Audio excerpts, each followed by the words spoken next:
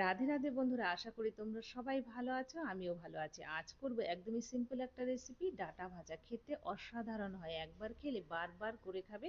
আর বাজারে গিয়ে এই মোটা ডাঁটাই খুঁজবে। ডাঁটাটা আমি ভালো করে ছুলে নিয়েছি।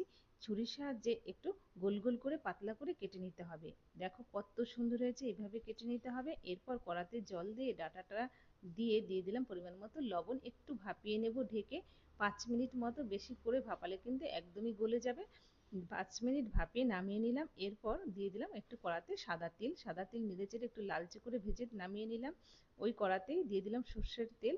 ফোড়নে দিলাম শুকনো লঙ্কা, কালো জিরে আর রসুন কুচিটা একটু লালচে করে ভেজে নিয়ে ডাঁটা সেদ্ধ করাটা দিয়ে দিলাম।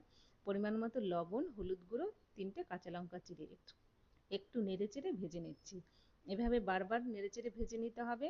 আর গ্যাসের ফ্লেমটা মিডিয়ামে রেখে, তা না হলে লেগে যেতে পারে। নামানোর আগে দিয়ে দিলাম টেস্টের ব্যালেন্সের জন্য একটু চিনি, সাদা তিল ছড়িয়ে দিলাম আর দিয়ে দিলাম ধনেপাতা। এতে কিন্তু গন্ধটাও খুব সুন্দর হবে, খেতেও দারুণ লাগবে।